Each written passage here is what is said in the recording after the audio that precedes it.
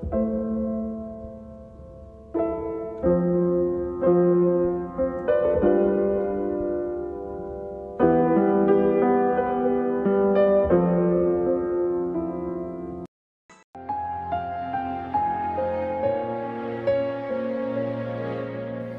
சொல்லுங்கம்மா, இங்க எப்படி வந்தீங்க?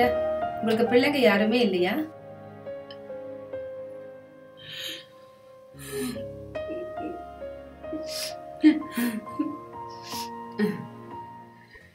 எனக்கு ஒரே மகன், பேரு கோபால். கண்ணையம காப்பது போல அவனை காத்து படிக்க வச்சு ஆளாக்குன. அவன் அமெரிக்காவுக்கு போனான். அங்க ஒரு பொண்ணை கல்யாணம் பண்ணிக்கிட்டான். பொண்டாட்டி சொல்லி அவனுக்கு வேத வாக்கா போயிடுச்சு. ஒரு நாள் போன் பண்ணிட்டு என்னை பார்க்க வந்தான்.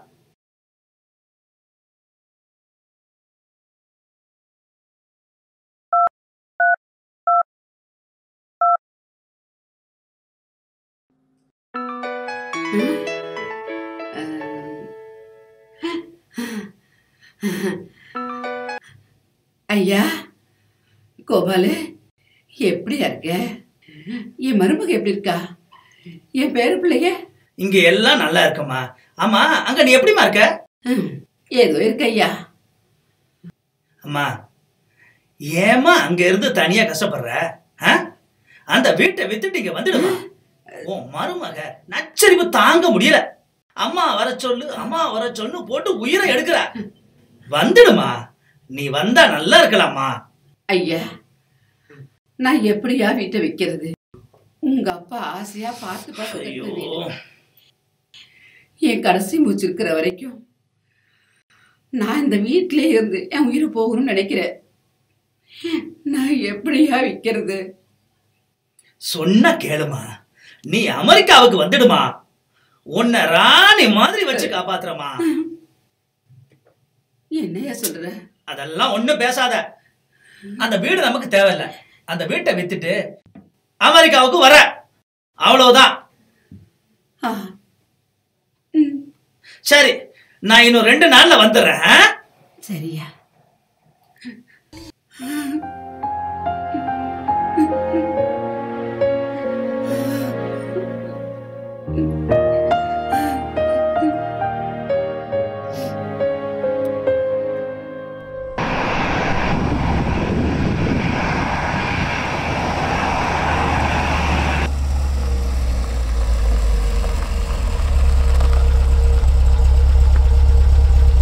ஐயோ, என் மகன் வந்துட்டான்.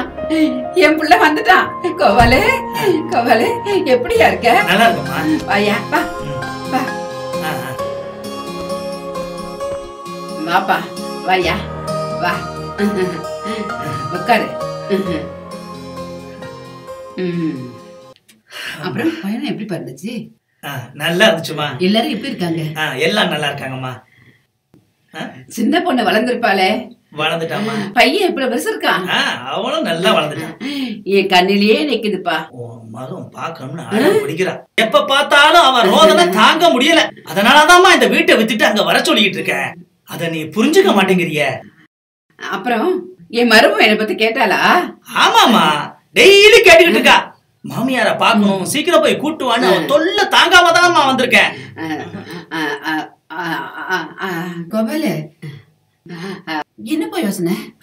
ஒண்ணும் இல்லம்மா, நான் கொஞ்சம் ரெஸ்ட் எடுக்கணும். சரி, கொஞ்சம் டயர்டா இருக்கேன்.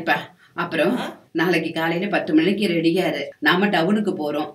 இந்த வீட்டை வாங்குறவரு பணத்தோட அங்க வந்துருவாரு. சரி சரி, நீ போய் ரெஸ்ட் எடு. சரி சரியா? நான் காலையில 10 மணிக்கு வந்துடுறேன்.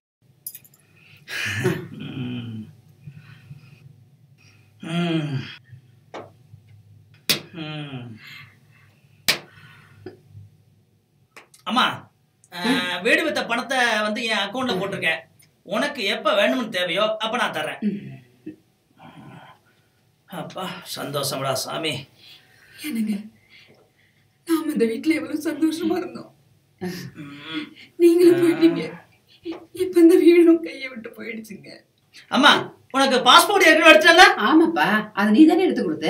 ஓகே சரிம்மா, நான் வந்து விசாவுக்கு ஏற்பாடு பண்றேன். ஐ திங்க்ஸ் ஒரு 2 டேஸ்ல கிளம்ப வேண்டியிருக்கும். நீ மத்தபடி எல்லாம் பாத்துக்கோ, உன் சொந்தக்காரன் ஃப்ரெண்ட்ஸுக்கெல்லாம் சொல்லிக்கோ, மைண்ட ஃப்ரீயா வச்சுக்கோ. இனி நீ அமெரிக்கா சிட்டிசன், ஓகே? சரிப்பா, நீ போய் ரெஸ்ட் எடுத்துக்கோ, நான் சமைச்சிட்டு கூப்பிடுறேன். சரிம்மா.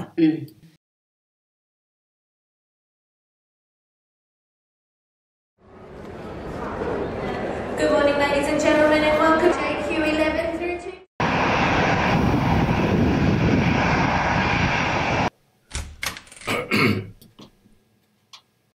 சார் வணக்கம். இந்த அம்மா ஏர்போர்ட் வாசல்ல நின்றுட்டு அழுதுட்டு இருந்தாங்க. அமெரிக்கா கூப்பிட்டு போறேன்னு சொல்லிட்டு அவங்க பையன் விட்டுட்டு போயிட்டாங்களாம். என்ன பண்றதுன்னு தெரியல சார், அதனாலதான் உங்ககிட்ட கூட்டிட்டு வந்தேன். இந்த காலத்து பசங்களே இப்படிதான். தனக்கும் எதிர்காலத்துல இந்த மாதிரி ஒரு நிலைமை வரும்னு புரிஞ்சுக்காம மனைவி பேச்சை கேட்டு ஆடிட்டு இருக்கானுங்க.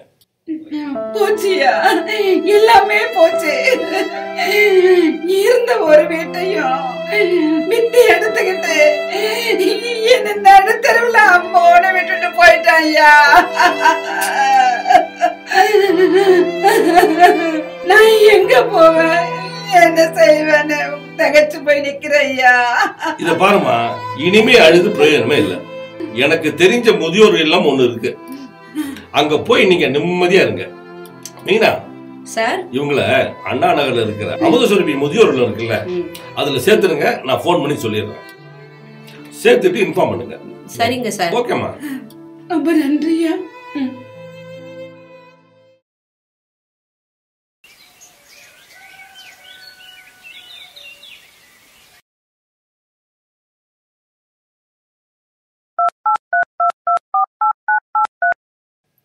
ஹலோ, அண்ணாச்சி கடையா? அமுதசுரபி ஹோம்ல இருந்து பேசுறோம். ஒரு மூட்டை அரிசி அனுப்புறீங்களா?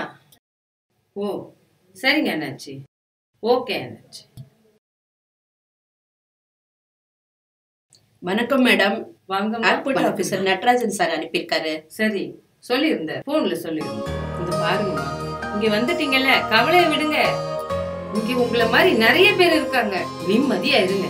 இங்க எந்த பிரச்சனையும் இல்ல, எல்லாத்தையும் மறங்க. இங்க நிறைய சொந்தங்க இருக்காங்க, சந்தோஷமா இருங்க. சரிம்மா, ரொம்ப நன்றிம்மா. சக்தி, சொல்லுங்க மேடம். உள்ள கூட்டிட்டு போய் எல்லாருக்கும் அறிமுகப்படுத்துங்க. சரிங்க மேடம்.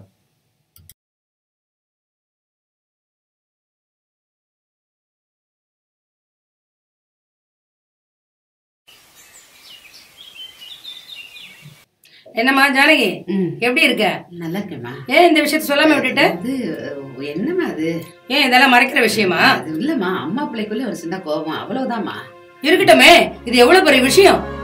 என்னம்மா, நம்ம பெற்ற பிள்ளை இருந்தாலும் அப்படி இருக்க கூடாது, புரியுதா? இது 4 பேருக்கு தெரியணும். வெளியாலா நானு மாத்தாலா? இது ஒண்ணும் பெரிய விஷயமே இல்லையம்மா. இருக்கட்டும்மா, என்னம்மா இது போய் பெரிய விஷயம் இல்லங்கிற? உன்னை இந்த மாதிரி விட்டுட்டு போறவன் நல்லா இருப்பானா? அப்படிலாம் சொல்லாதீங்க. என்ன அப்படி சொல்ல வேணாம்? நம்ம பெத்த பிள்ளை. இருக்கட்டும்மா, இருக்கட்டும். இருக்கட்டும்மா, தாயை ஏமாத்திட்டு போற பையன் நல்லா இருப்பானா? இல்ல, அப்படிலாம் சொல்லாதீங்க. இல்ல இல்ல இல்ல, என்னைக்கு இருந்தாலும் அந்த வீடு அவளுக்கு தானே சொந்தம். இருக்கட்டும்மா. முட்டையில இருந்து குஞ்சு வெளியில வர நம்ம தான் பாதுகாத்து, நம்ம தானே காப்பாத்தினோம். இல்லம்மா, கடைசி நேரத்துல இப்படி பண்ணிட்டாரு, அவன் நல்லாவே இருக்க மாட்டான். என் மனசா நான் சொல்றேன், நானும் வயநாடு பிள்ளை பத்துவதாமா. சொல்லாதீங்கம்மா, என் பிள்ளை எங்க இருந்தாலும் நல்லா இருக்கட்டும். சாப்பிட்டாச்சா? சாப்பிட்டாச்சு. நீங்க என்ன சாப்பிட்ட? காலையில இட்லி சாப்பிட்டேன். நீங்க?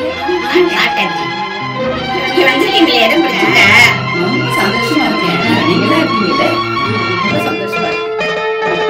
உலகம் பிறந்தது எனக்காக, ஓடும் நதிகளும் எனக்காக, மலர்கள் மலர்வது எனக்காக, அன்னை மடியை இவ்வளவு நாள் வாழ்ந்ததே வெறுமையான வாழ்க்கைம்மா. இப்ப நாங்க ஒருத்தருக்கு ஒருத்தர் உறவா இருக்கோம், ரொம்ப சந்தோஷமா இருக்கோம்மா. இந்த அம்மாவை பாத்தீங்களா? இவங்கள போலதான் நிறைய பேரோட வாழ்க்கை. பெத்த பிள்ளைங்களை கண்மூடித்தனமா நம்பி ஏமாந்து இந்த மாதிரி முதியோர் இல்லத்துக்கு வந்துடுறாங்க. உங்க கடைசி காலம் வரைக்கும் உங்களுக்கு ஒரு பாதுகாப்பு வேணும்ன்றத மறந்துடாதீங்க. இந்த ஜானகி அம்மா மாதிரி இன்னொரு ஜானகி அம்மா உருவாக வேண்டாம். இந்த மாதிரி முதியோர் இல்லங்கள் உறவுகளின் சங்கமம். இவங்கள மாதிரி இருக்கிறவங்க கிட்ட உள்ள உறவுகளையும் பாசத்தையும் பார்க்கும்போது மனசுக்கு ரொம்ப இதமா சந்தோஷமா இருக்கு. எதிர்காலத்துல பெத்தவங்களை இப்படி விட்டுறாதீங்க. இந்த முதியோர் இல்லத்துக்கு என் மனமார்ந்த வாழ்த்துக்கள்.